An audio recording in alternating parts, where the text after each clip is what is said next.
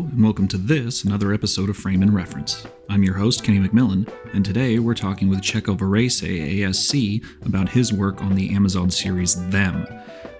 This episode is by far one of my favorite conversations that I've had so far for this podcast. I really think you're going to enjoy it. I certainly did. Learned a lot. I can't wait to have him back on. And if I say any more, it's just going to sound like I'm gushing over the man. But it was a fantastic, easy discussion, easy flowing, just thoroughly enjoyable. So I am not going to take up any more intro time. I'm just going to let the conversation speak for itself. Oh my God, that's a horrible pun. Anyway, here is my conversation with Checco Varese, ASC.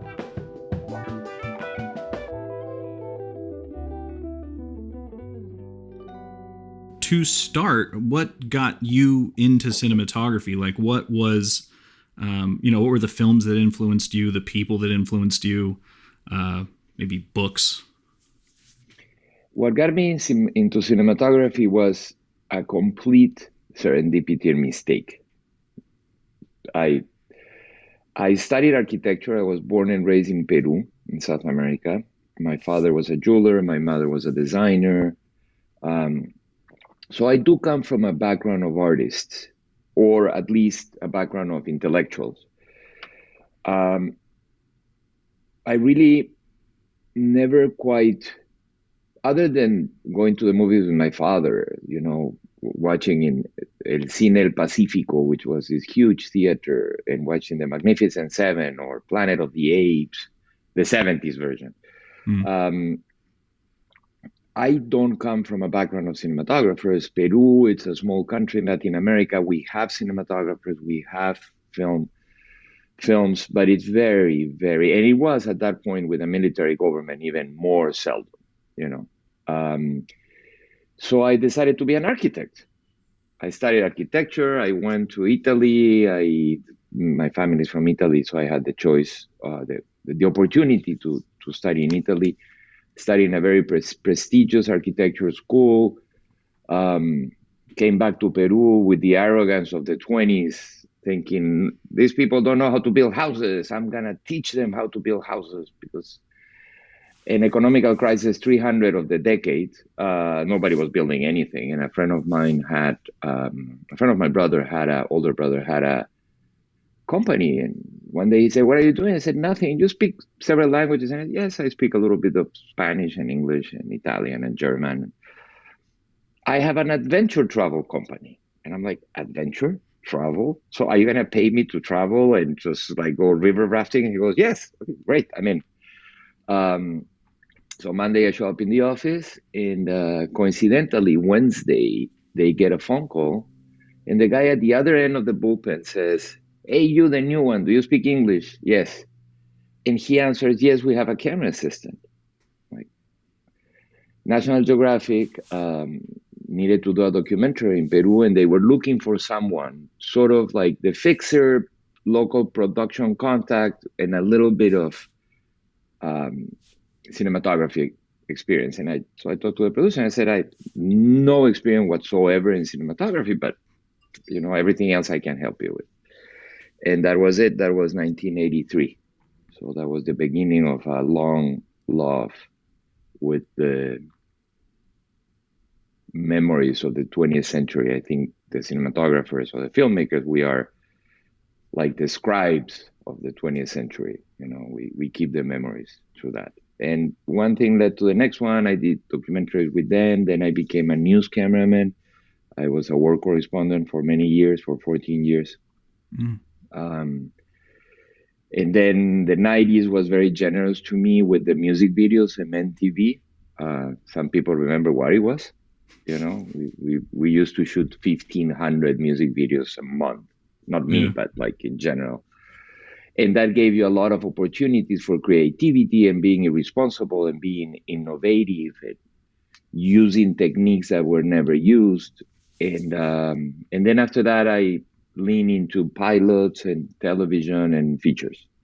So basically, that's my beginning. So I'm not technical. I never went to a film school, though I think the organized knowledge that a school gives you is important. I never had that. I've been giving master classes now for 15 years, but I'm not part of that group. I'm part of the group that came up.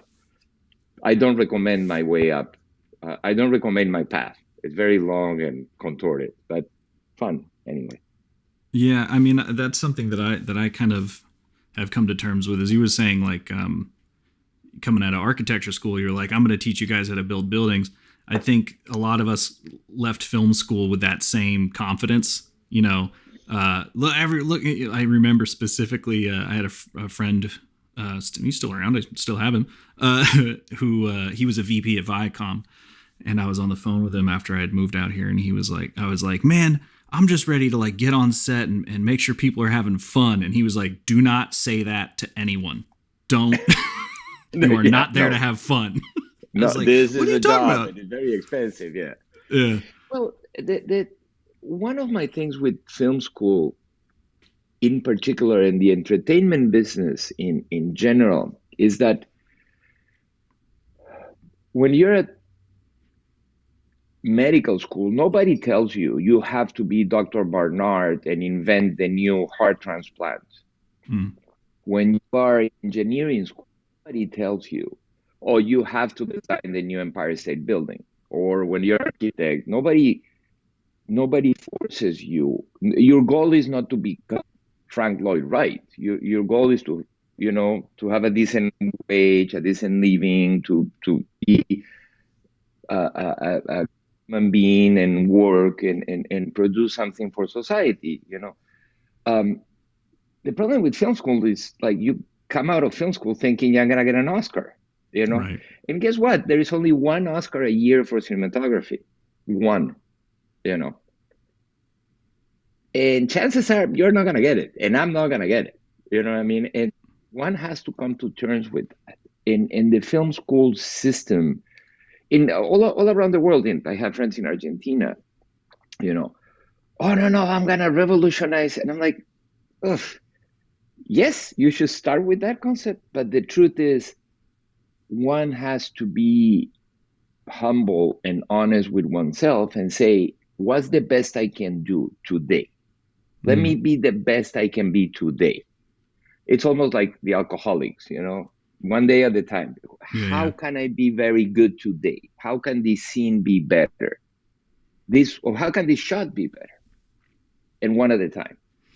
And not look for tomorrow. Tomorrow doesn't exist. Y- Tomorrow, it's coming tomorrow, and we'll figure it out then. Yeah.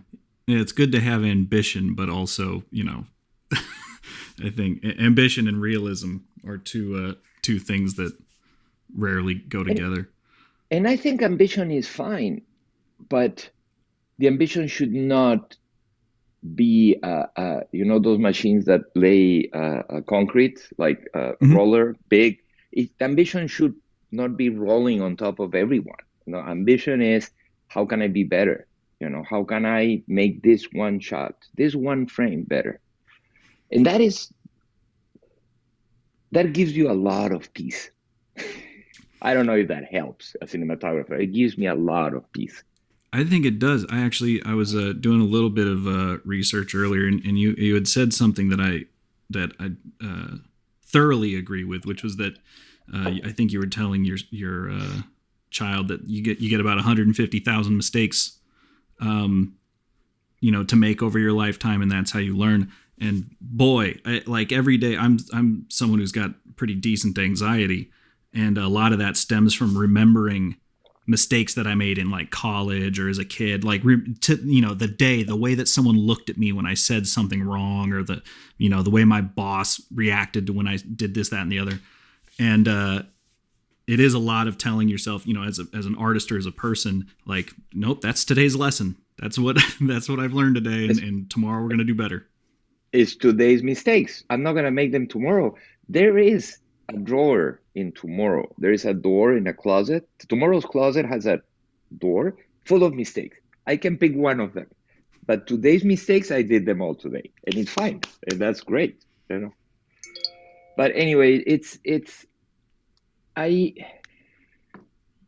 Coming from architecture, actually, I thought if I were to start again, if I were to be 23 again and knowing what I know today, which is obviously impossible, um, I would still study architecture, funny enough, or I would still study arts, funny enough.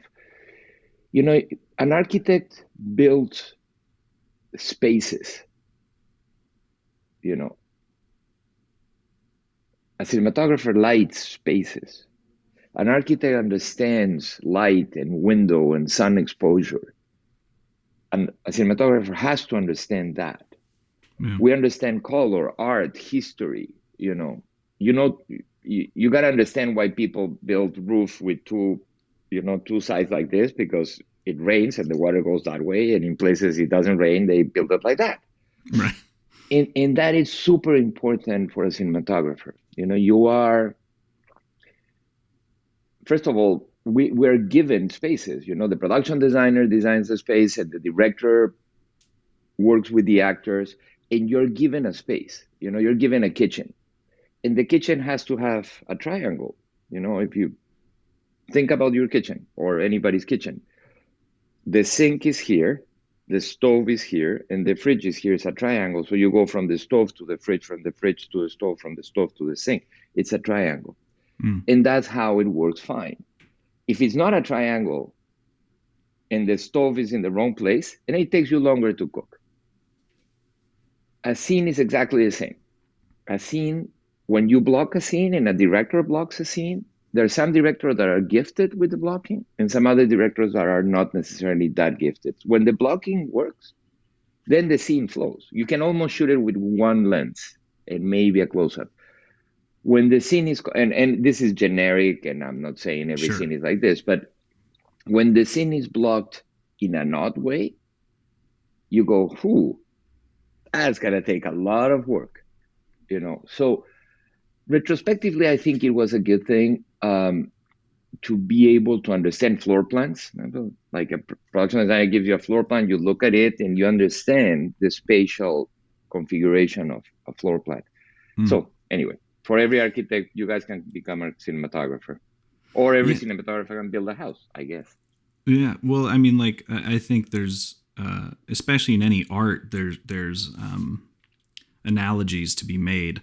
I grew up not wanting to become a musician, but I just was. My dad was a drummer, so I became a drummer. I was playing guitar and stuff, and I've definitely learned a lot from musicians on how to make movies. The pacing, the contrast between loud and quiet. I was big into like hard rock and metal and stuff, and the songs that moved me the most were always the ones that weren't just 100 decibels the whole time. Maybe the guy's singing for a while, screaming in another part, minor notes, major notes, all mixed in between, not hearing the same thing too repetitively. All that can be applied to filmmaking, even technically, the way that you, for instance, if you're EQing music, you never really want to add EQ, you always subtract.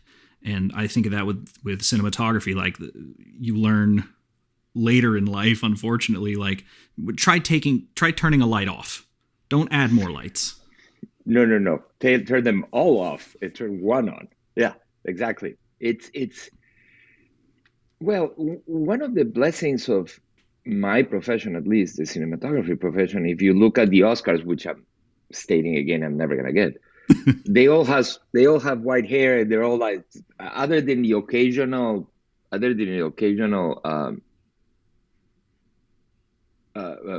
sort of weird young guy that gets an Oscar. This year, Eric Messerschmidt, he's Messerschmidt. Like 40 or whatever. Yeah. Other than Eric and Emmanuel Lubezki, and Chivo, everybody else is 65 or 70. So I have another 15 years, so I'm fine. Yeah. It's all experience. It's all what, it's all what the 150,000 mistakes suitcase that we come to the world with, Yeah. When you earlier you were saying that you were doing a lot of music videos in the 90s, and that was something that when I was coming up, I was like, oh, what I'll do is I will follow that same path. I'll get, start looking for artists and start shooting music videos. And while you can do that, the landscape is not the same. Music videos are not a vehicle for, and well, first of all, not a vehicle for which you can get paid a lot, No, which I feel like that was the case in the 90s, if I'm not mistaken. It depended, but yes. I mean, I I made a living. I have a house, a wife, and a Nissan Xterra 2004 that I'm very proud of still having. It's almost becoming a vintage vehicle, so I'll keep it a few more years and I'll sell it as an old vehicle. I got the '06 No, it Pathfinder. was I'm right there with you.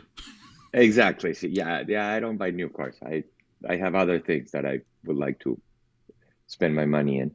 Um, no, the 90s was very generous.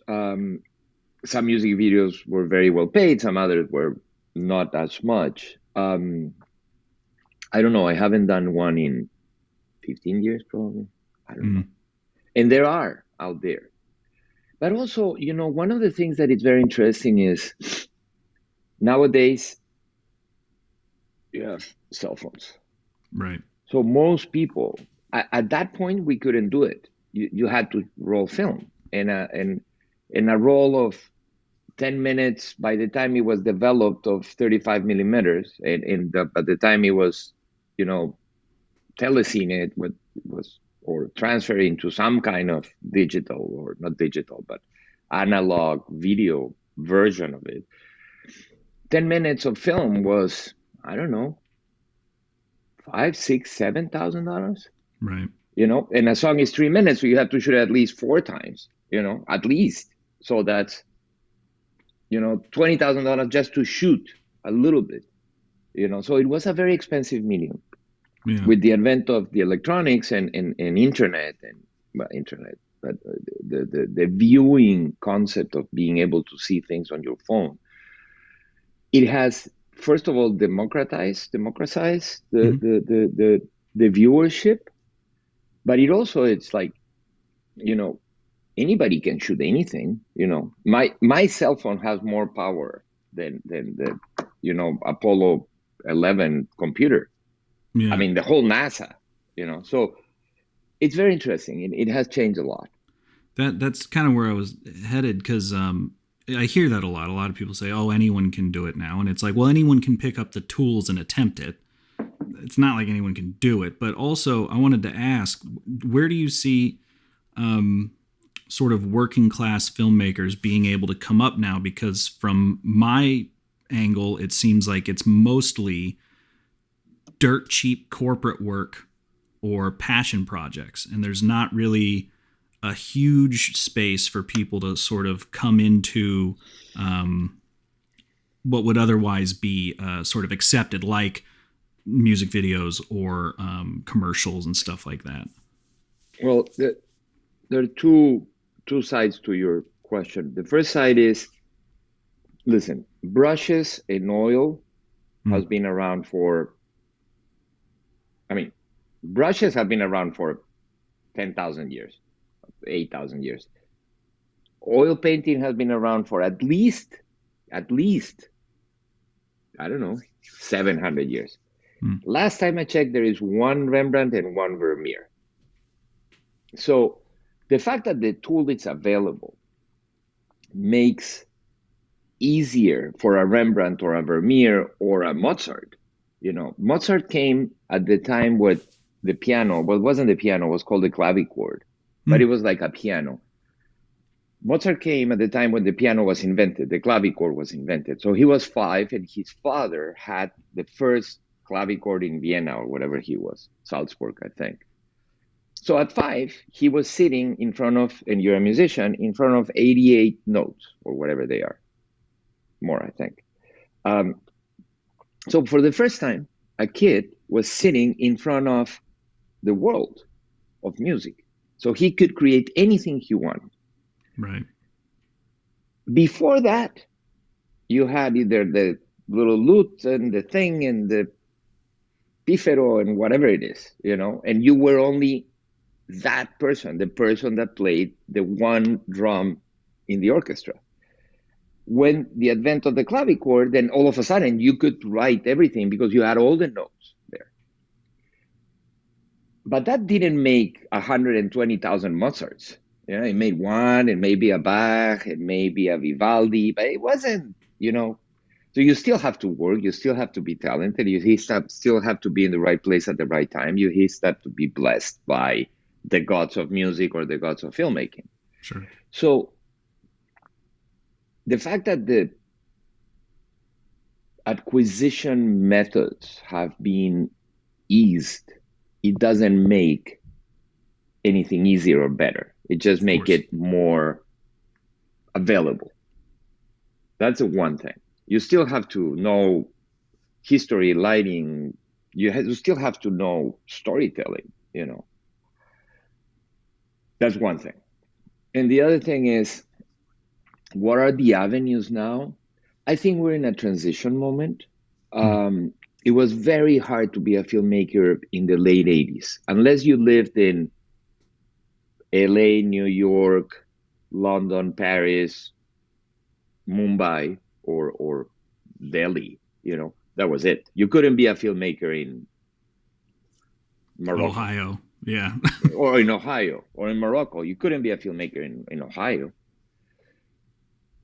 And then MTV came, or the music video industry found a way to sell songs through visuals and, you know, people eating live bats or mini skirts, whatever, whichever version of music videos you like. Sure. Um, so that was a transition moment, and I arrived on that moment. The late 2008, 2009 has become a little bit of what the late 80s is. So it's like Hmm. there was a SAG strike, nobody was working, film was not around, we did videos and this and that in television. So either you're in television or you are in no more content in MTV or anything. So I think we're in a transition moment now because of the new business model. And this is all about business. Believe Right. me, it has Of nothing course. to do with art. It's the CEO of some hedge fund in some Caribbean island or Davos in Switzerland that get together and decide, oh, nobody's going to shoot film anymore. Oh, nobody's going to listen to a vinyl. They're going to listen to tape. Oh, nobody's going to listen to anything other than Napster or whatever it's, or Right. iTunes. So this is not art. This is capitalism. This is money making. This is that. Right. So right now, I think with the new streamers or whatever you want to call them, is the various Hulu's, Amazons, Netflix, name it. I mean, everybody and their grandmother has a streamer now. I think there is an opportunity. It's a little bit of the 90s with the music videos. You know, Hmm. like you can do the Peacock mini series or the little shorts or the 20 minutes or the Quibi that went up and down and disappeared, but the other Quibi is gonna appear 2 months from now and it's gonna be called the Kibi or whatever it is. Yeah. So I think we're in a moment of transition, and that transition is a good transition. I think if you're a filmmaker, if you're a cinematographer, there's so many avenues that are at your disposition, whether you're paid or not, whether you can be paid, or whether they pay you a decent wage, that I don't know. Sure. Um, uh, I'm a firm believer that we need to organize, whether you call it unions or groups or guilds. I think we need to be organized because the Far West, it's a little complex, you know. Totally. But but I think it's a good moment, you know. I mean, I got and forgetting that 2020 existed and the pandemic and the whole thing, you know, forgetting that. I mean, the end of 2019 and the beginning of 2021, the amount of media that you can watch, it's relentless, Yeah. you know. So if you can get as a cinematographer, as a director, as a soundman, you can get a friend of yours that is gonna do the next something. It's like the music videos, I Yeah. think.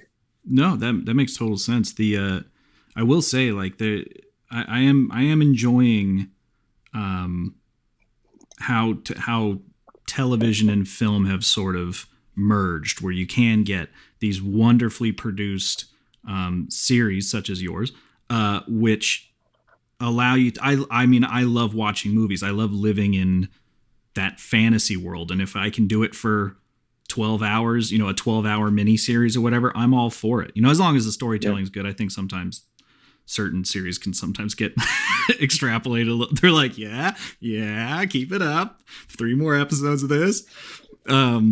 Yeah. No. Yeah. Agree. But yeah, I'm all for it. Um, And and the go, the budgets are allowing that a little bit. I'm fortunate enough that at my point of my career, I do series that have a good budget or a decent budget or an okay budget. It's never enough. sure. I'm sure that when I did it, Chapter Two, that was $100 million movie, we were complaining about the lack of more time and more funds. And when I did, the $1 million indie movie, I was complaining about the lack of funds and time. So it doesn't really matter. But if you think of it today, a miniseries, traditional, contemporary, not complex, is between 6 and 8 millions. In this country, you know, a 2 hour movie, a 2 hour miniseries, 16, which is a very good budget for a small movie. Mm, It's an extraordinary good budget for a small movie. So we have the resources, and we have, sometimes you don't have the time, but sometimes, so I think it's a very good moment. yeah, I'm very, very positive and very enthusiastic about where we're going. There's a lot of people complaining, and a lot of people saying, "Oh, I wish I could shoot in film." Yeah, yeah, yeah, that's fine. I personally don't have a choice. So because I don't have a choice, if there is no solution, there is no problem. So I don't have a choice. So I'm happy to shoot whatever I can. totally. That's Yeah. that's actually a great point, because that is a thing that allows you to place the budget in production design or wherever it needs to go, because you can, hell, the camera I'm shooting on, you can make a movie on this thing, this C500, Yeah. 32 grand for 2 cameras for the whole budget, and you get to keep them. Yeah, and you get to keep them, and then you rent them out for the next production, or you donate it to the film school or whatever. Yeah. I just shot something in Dopesick, and this is not a commercial about that camera, but I just shot something. I'm using Venice, the Sony Venice, in this Love the new Venice. episode. That comes up all the time. And I love the Venice, a great camera. And they came up with a thing called the FX3, which is a little, what it looks Yeah, it's the like DSLR thing. a DSLR. It's just an A7 in a rugged body. That's all it is. It's a bigger A7. You Yeah. know, uh, I shot a whole scene with it, and it matches perfectly the Sony Venice. I mean, if you ask my DIT, he would cringe on the work perfectly. Sure. But it matches good enough for that one scene in that particular lighting, blah blah blah, and in that setup and the confined spaces inside a car. It was a perfect tool. And that's a camera that is, by the time you finish buying everything, is like $8,000. Yeah. So buy two and do a movie. I literally, like, I'll get emails from younger filmmakers who are like, "Hey, I got asked about this camera. Is the C500 still good in 2021?" And I was like, "It came out last year. What are you talking about? Second of all, the AF100 from 2007 is still good. What do you like? Get it together." It's when they ask me, young filmmakers, the problem is the same. You have access to the internet, you have access to everything, and then I have a Nissan Xterra from 2004, and my Nissan Xterra takes me from point A to point B. That's it. They get decent You gas don't have- mileage too. You can carry a bunch of stuff in the back. Exactly. And I don't have a Bluetooth. Well, I bought a radio with a Bluetooth, and it's a hanging thing there. It's not perfect, but it's fine. It's not. Let me bore you with an analogy. I believe Dude, I filmmakers, only learn in analogies, please.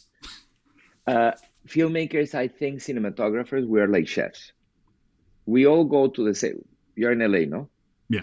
Where we all go to the same Whole Foods or Ralph's supermarket. We all buy tomatoes. We all buy this and that and the other. We come all home or to the restaurant, and depending on who you are and what's inside you, is what you cook. So you can do this fantastic plate, or you can do this uneatable thing with the same tomatoes. It's not about the ingredient, it's about who you are and what you do with the ingredients. If you Yeah. go to a chef, it's because he is an artisan, he's an artist of what he does. And cinematographers are the same. It The tool doesn't matter, as far as you can embrace its positive sides and embrace its negative sides. That FS whatever 3 that I was shooting the other day, my assistant said, "Oh, let's get the adapter for the lenses and let's put the focal." I'm like, whoa, whoa, whoa, whoa, whoa. If we're gonna do that, give me the Venice. I just need a little camera, a point and shoot to do this scene because it's an action thing and this and that and the other. I don't want anything. You want a monitor? I said, no, it has a monitor. Don't put more weight on it. Why? And the problem is we try to make everything look like a Rolls Royce. And Right. it doesn't need to be a Rolls Royce. I need a Volkswagen buggy to take me, because that's what I need. And it won't overheat in the sun. And so when they say about that, about the camera that you're using, none of us should become a pixel counter. We shouldn't count pixels. That's for engineers. We should count stories. I mean, that's my theory has been that it's very easy, especially like you're saying with the pandemic and everyone's just sitting there contemplating their next move. Like, oh, when I'm back out, I'm going to be able to work on X Y Z. So people, I think, over obsess with the equipment, thinking that the equipment will get them to the next step. And I think that obsession comes from the fact that they don't have a story. Because I think if you had a story burning through the front of your skull, you would just grab the first camera that was available to you and start shooting. Because, granted, you could say like, oh, people won't take me seriously if it shot on mini DV. Maybe 28 Days Later was shot on mini DV. That's still a great film. No, and yeah, I think we can blame the viewer, but also we can blame also the mercantilism of things. Absolutely.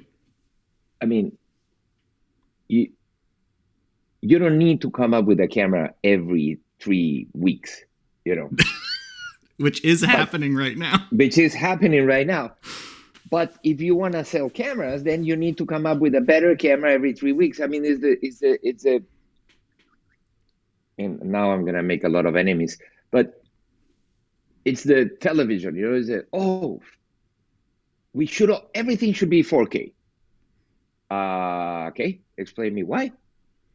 Oh well, because it's first of all the first explanation was it's because it's a better resolution. I'm like, no, theaters were 2K for decades, and it was enough resolution and you don't need to. So now we invented this myth that it's better for future content, Future whatever, the proofing. Oh, survival. that's the big one. Yeah. Yeah, that's the big one now. Why? Because, when you go to Best Buy or another store and you sit in front of the plethora of televisions, imagine a television that says this is a better quality, beautiful image. You can reproduce the colors and the skin tones better. And there's a long letter and it's a long list of things. Or there is another one with a big gold letter this size that says 4K. Right. Wow, I have to get that one. It's gold, it's 4, it's K. I don't even know what K means, but it's 4 instead of 2, and it has a K. K comes from like kilos, and kilos are very, very heavy, and Sure. it's gold, Yeah, they make it the Price is Right label. Yeah, exactly. So unfortunately, we're chasing the wrong K. We should be chasing the quality of the image, the look, and etc. And we're chasing the K because somebody had a lot of televisions in a storage room that they needed to sell. Yeah, that actually does bring up a good point, though. Have you worked in HDR yet? Have you been shooting to master for HDR? Well, yes and no. Hmm. I have in every show I've done in the last 3 years has been the HDR or a version of HDR. I don't do anything different. Sure. So I don't change my style. You have to be a little more careful with the highlights. Let's say, sorry for your viewers, Mhm. that window in HDR will be blown out and irrecuperable. Right. Or even worse, don't worry, I won't see the camera truck that is parked out there. And actually in HDR, you see the camera truck. So there is a little bit more of thought given to the process, but it doesn't affect it. I don't know. They could decide to make it HDR or not. I am Right. part of the process and I am part of the HDR pass. It's usually done at night in a vault somewhere in a basement by a guy with the elbows, and I have nothing to do with it. Yeah. The reason I'm asking is I was looking up some stuff that Eric Messerschmidt was talking about, and he was saying that he has an HDR monitor on set, and he'll use that to, whether or not he's mastering SDR or HDR, he'll use that as his exposure tool, because he knows if he's looking at the HDR monitor, it's going to look exactly like it would in the grade.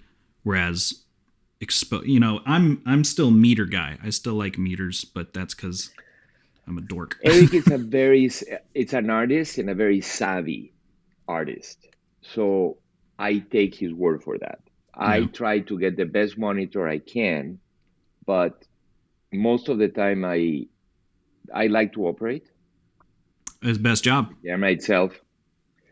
So most of the time, what I do it's very draconianly or fascistly.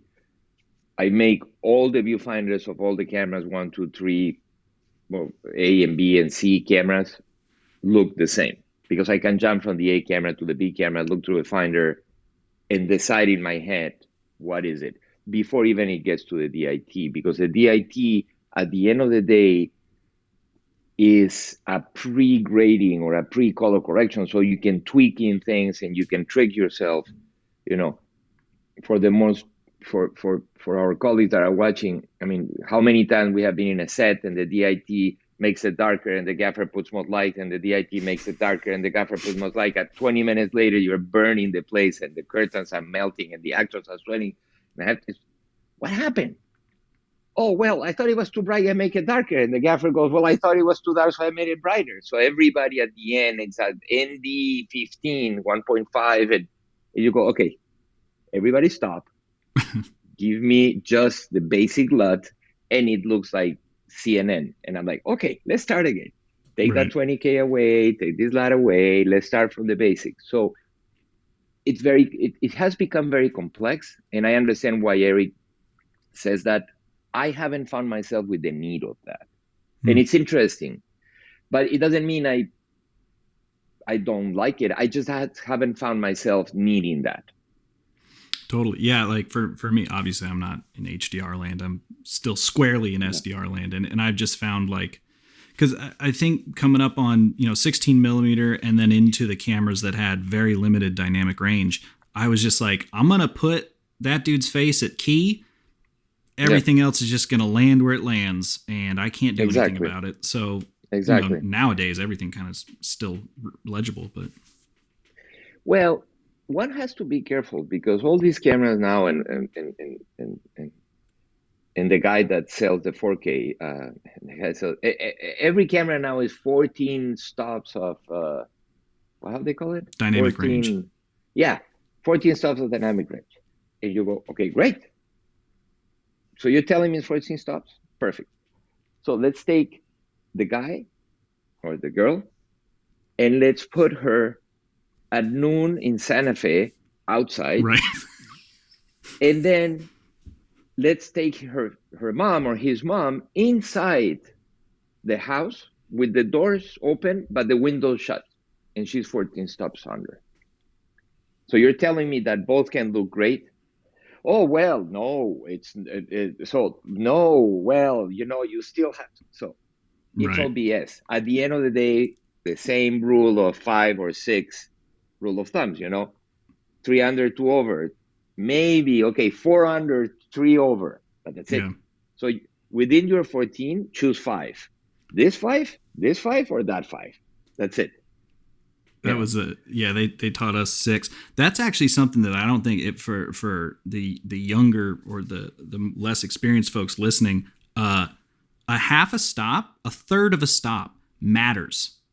of course, Like of course. I think it's too easy to get lost in this idea of, like you're saying, dynamic range, or just like, I'm gonna throw this thing open at 1.8, chuck a bunch of ND on there, everything's gonna look great. And it's like, literally, if you don't know where the sweet spot of your sensor is and you're a half a stop over, it'll, even when you correct it, it's gonna look different. It won't look the way you want. Or Get your your ratios lenses, dialed. or your lenses. The lenses. I mean, let's take any lens. There are lenses that are fantastic wide open. There are lenses that cannot go wide open because they fall apart. Mm. You know, just to give you an example, the Angenius zooms, they're perfect at 2.8, 4. Um, the Vantage or the Hawks are great at 2.8 at 4. You take a Hawk, open it up, it's a great look, but it's different. Mm. It's completely different. You take the Zeiss Supremes or any Zeiss, they're great at 1.9, they're great at 2, 2.5. If you shoot them at 5.6, you lose the qualities, and it's a great lens, but it's a different lens. So you still have to know how much salt you have to add to the soup, because if Yeah. not, it's like too much salt is too much salt, too little salt, it doesn't taste like anything, and there you go. Well, and I think, like you were saying in the example of like the bright midday sun in the dark room, like even if you did have 20 stops of dynamic range and you're only shooting a close up, if your ratio is goofy, it's not just, It's goofy. it's going to look goofy. It's not necessarily recoverable, but you can't fix contrast like that in post No, necessarily. no, you can do it frame by frame, and it's going to be really expensive. And yeah, Yeah. but it's you know framing. You're framed beautifully between two surfboards or two Snowboards. Yeah. yeah, I got snowboards and snowboards and a card sheets painting. back Yeah, there. Yeah. yeah. So and that's a framing. You can frame yourself like this and it will be ugly, or you Yeah. can self like this and it's a statement. No, this poor guy is alone in his house, and the devil is gonna come from that window and come and eat him alive. Framing, the it's still the grammar of the language. Yeah. Framing is still the grammar, the dots, the commas, the spaces, and color and contrast is still, the whether it's a novel or a poem or an epigram. Yeah, you were saying earlier that you got started sort of in documentary. Is there any skills that you learned in documentary that you still carry forward through your scripted work? All of it, all of it. First of all, you have to be a fly in the wall. Second, you have to try and understand where the natural light comes from. You know, um, it's yeah. I walked into a location, a location scout, and I know, and my first question in my head is, where's the sun gonna go?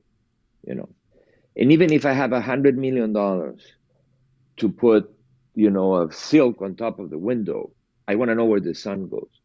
When I go to a set that was built, my first question is, okay, so what faces south or north in the southern hemisphere, or where are we? Oh, this is supposed to be Switzerland, Davos.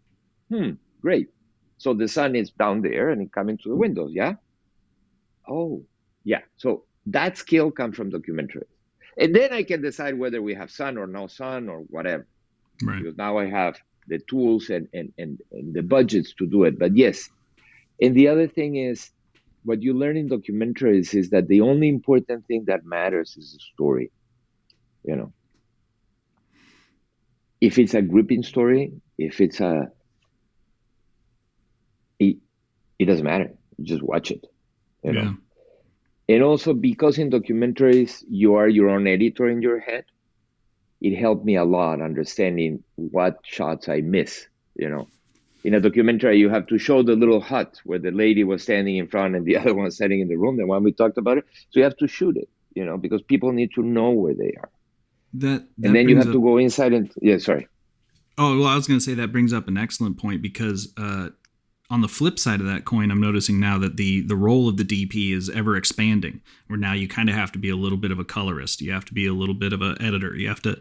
Um, what are you seeing sort of in the more professional realm that the DP is now having to absorb as a skill that wasn't necessarily the case maybe 10, 20 years ago? If you go to any DP, successful DP, anywhere in the world, and in 1985 would have asked him, okay, what is the acidity of the developer bath of photochem and the temperature of the cleaning solution at deluxe? What is the difference between them? They will look at you and say, give them a call. I have no idea. I don't care. It's not my problem. If you ask me today, how many pixels are in this camera versus that camera, and how many Ks, and how many this, and how many that, I sort of have to know. Yeah. And it's like knowing the temperature of the developer in photochem. By the way, photochem was a lab that most of the kids probably don't even know it existed. Yeah. But it's fascinating. And I don't take pride of knowing, and I don't take pride of not knowing. I'm very honest. I said, I don't know. Hmm. But you have become the shooter, the PA that used to take it to the lab, the driver that pick up you, and the colorist. You have become all of those things. It's a burden, but I think it's the result of the 21st century. So it's the same concept. There's nothing I can do. Somebody decided that that's how we should do it, and here I am. Here I am. Looking at log C versus Rec 709 versus things I had no idea they existed 5 years ago. Right. Yeah, it's definitely been interesting to watch. Like, again, coming out from film school, right around the time that all these technologies really took off. Like when I graduated, the Alexa had just come out, like literally, and before that, it was mini DV or film, and so keeping up Oh, it's while impossible. Yeah. just having learned the basics, and then new things kept coming out over and over, and we were like, okay, and just kept chugging along, and now it's like second nature, but. It's overwhelming also because, I mean, in the terms of camera, it's overwhelming. In terms of lenses, it's even more overwhelming. Now, everybody can design lenses. Guess why? Because computer power has become more available. So you can design something that it took 20 computers and 7 engineers for 10 years. Now you can do it in 5 minutes with the knowledge, obviously. Right. But also, okay, should I use this stabilized head or that stabilized head, or the running versus the thing in it? I'm like, thank God I have friends all over the place, and they send me emails saying, "Oh, have you tried this?" I'm like, "No, but I should try it." It's just impossible to keep up with. Yeah. So kind of moving along, talk to me about how you approached the look of them versus something like I saw you were a B camera for Pacific Rim. Did you have a lot of input there, or were you just kind of working? It's no, it's called B camera. It actually was the other. I was the cinematographer in the other unit, so it's like there was no such a thing as a second unit. Because there was no second unit director, and to be called a second unit, you have to have a second unit director, a second unit AD, and etc. So it was called B camera. Guillermo del Toro needed 150 days to shoot the movie, or want it, or need it, and they only had 100. So Yeah. they created this 50-day second unit that we were shooting in the mornings, and he was shooting in the afternoons. He was bouncing back and forth. So no, I had a lot of input under Guillermo Navarro, which was the main director of photography. But yes, no, Them Covenant is a very particular. Them Covenant is the first episode, but Them is a very particular enterprise. The showrunner, writer, creator, Little Marvin, said to me when after he hired me, but said to me, "This is a drama with a patina of horror that is given by like creatures that live underneath the skin of these characters, but it's a drama about racial disparity and racism in America. And it's a story that it's a classic 1950s movies shot through the language of a 1970s, you know, Aesthetic.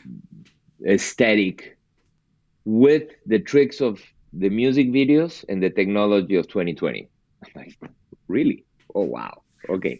So we tried to do that.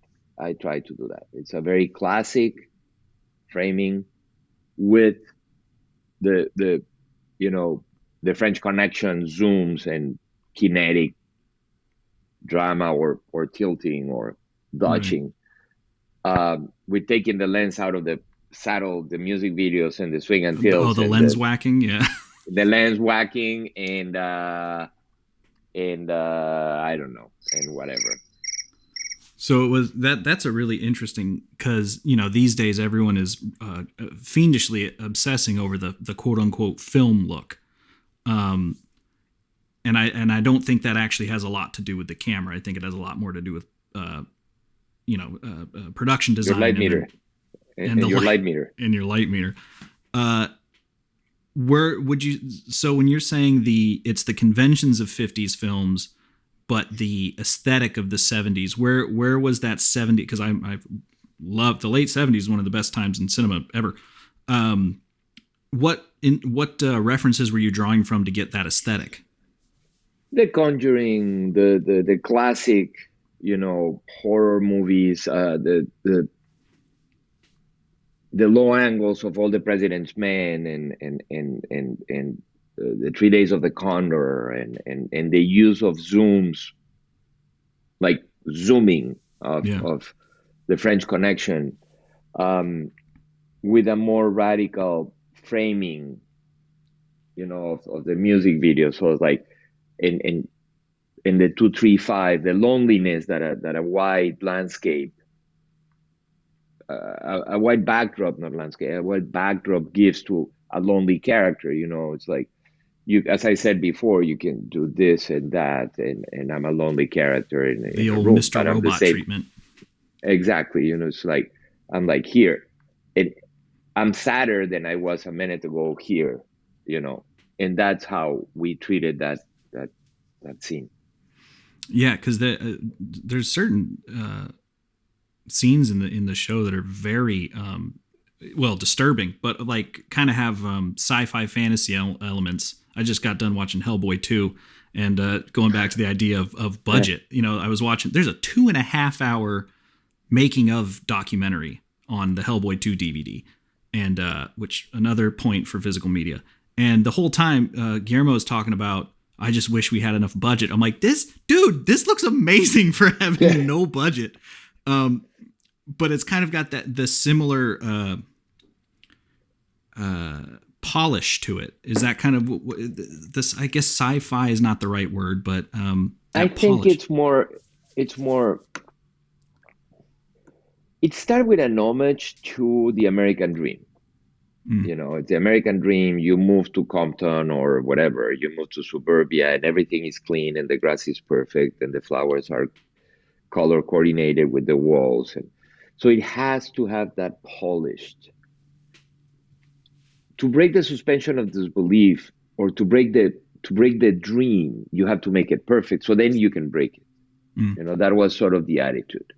And it works for this particular series, this African American family that escapes the Jim Crow laws, hoping for a new life in sunny California and liberal California, and they end up in Compton, which is the most rich, was and is probably, I don't know, I'm not from here, but it was racially charged. And it's all the same problem, it's like they sold them houses with an impossible mortgage. So 5 years later, they couldn't pay, so they could recuperate the house and sell it. They started with the the downtown workers. They went to the Jewish coming from Europe, escaping the Nazism or escaping even before the pogroms in Russia. Mm-hmm. And then they sold it to the African Americans coming from the South. And when the African Americans lost their houses, they sold it to the Latinos coming from Mexico. When the Latinos sold the houses, they're selling it to you and me because they're gentrified. So basically, that one house got foreclosed and sold in the last 100 years 15 times on Yeah. purpose, by design. Is there was there sort of a mandate or like a look Bible when you were making this thing, or was it very like every script gave a new No, it approach? was we started with the 1950s through the eyes of the 70s to that. We Right. started with that, and we started with a very contained color palette. There was a mandate, not a mandate, but there was a mandate of avoiding red. Mm. So red would be only part of blood or part of something.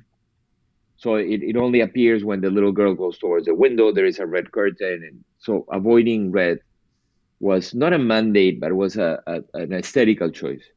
Um, and then the rigidity of the camera has to do with the rigidity of uh, Compton and the white neighbors, the white neighborhood, that is it's very rigid and very aesthetically stoic, you know. And then you go to there is a scene in episode 3 when she goes to her family and her friends that are all in Watts, I think it is, in a Yep. neighborhood, and they all end up in Watts, drinking and smoking and dancing, and it's more like, feels a little bit Mardi Gras-ish, or it feels a little bit South, you know.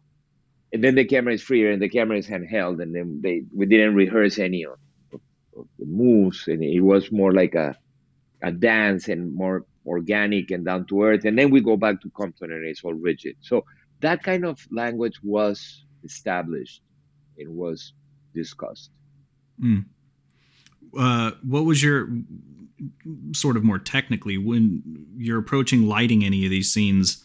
Was any of it on set, or was it all location work? Most the houses are set built, Yeah. all the houses, and then we build the exterior of the house on a street, on a set, Sure. like a back street kind of thing. And then we went to several locations. So I would say a combination, probably 30% set, 30% back lot, and 30% location. Gotcha. And when you start discussing light, one of the things is, where am I in the story? Is the next morning? Is it night?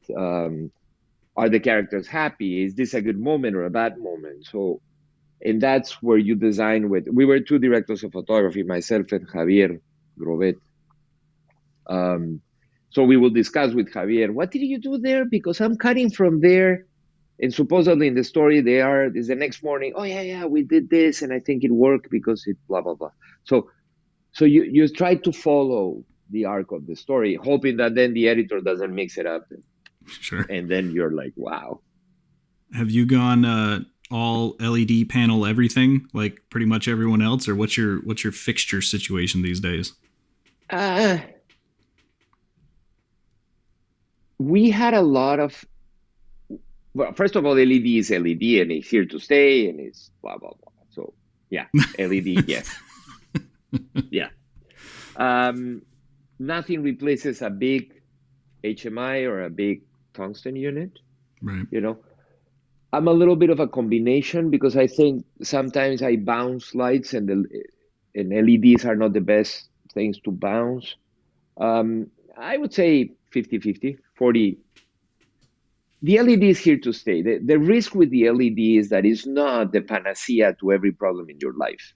You Right. know, um,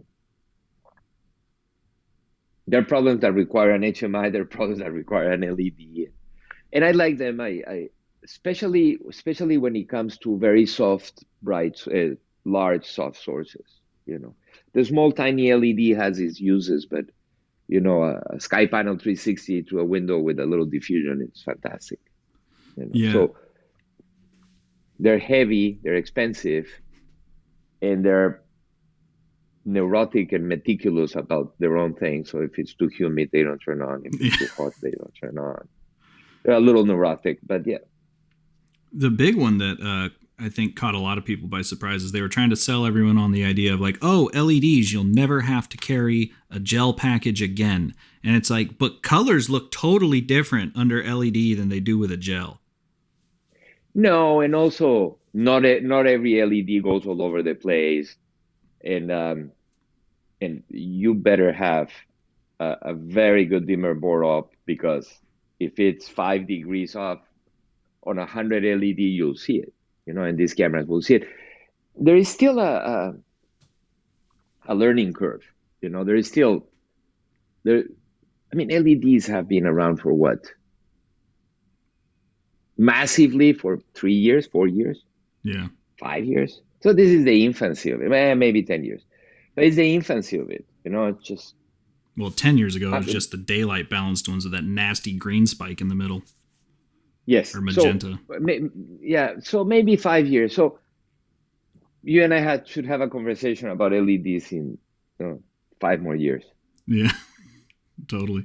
It's it's like, you said the Alexa came out, the D21 was a great camera, but it was like, oh my God, that's the prehistoric. And it's what, 2010, 2000 and no, yeah, Yeah, 2008. 8, 10, something like that. Yeah, that's like my car is older than that. Yeah. Yeah.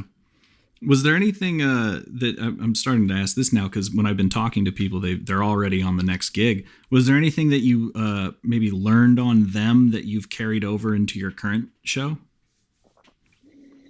It was the first show I did with the latest incarnation of the Sony Venice. Hmm. So I did carry that with me. I like the Venice because it it ref- it it's a camera that is happy in the darkness. It's a camera that is happy in the contrast. Um, I like the NDs and the ease of use of the NDs, and the results obviously are fantastic.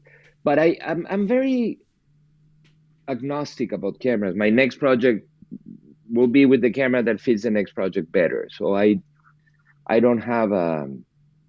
But to answer your question, yes, I carried the Sony Venice with it. I meant more so like anything that's like knowledge wise that you learned that you were a little surprised. But I Oh, don't, I assume on any gig yeah, you learn I end up learning I something new.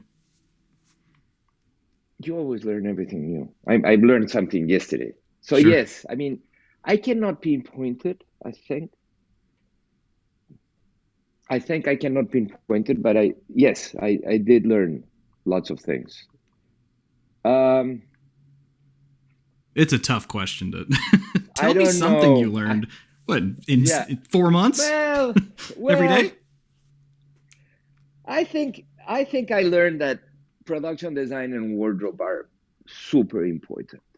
Yeah. And I relearn it, and I relearn it every day. But in that job in particular, the production design did such a fantastic job, and the wardrobe did such a fantastic job that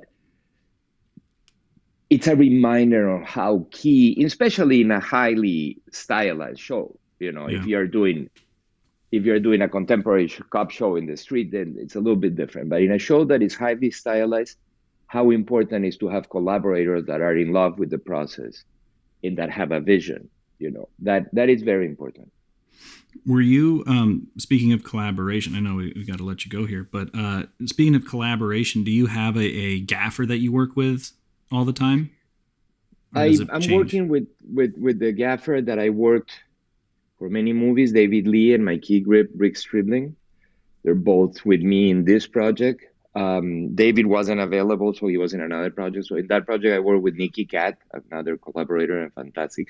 You try to surround yourself with people that know more than you, so they are the one that allow me to have 150,000 mistakes. Sure. Um, and you let them fly or not, and then eventually you're the one that says, okay, no, you don't fly that much, or I need you to fly more. So eventually, at the end of the day, all the decisions land on me, but it's a collaborative process. It's not a It's not a vertical process, it's a horizontal relationship. Yeah. Well, wrapping it up, I ask everyone the same two questions. First one is, can you point to one life change or tool or mantra or whatever it may be that stands out to you that made you a better cinematographer?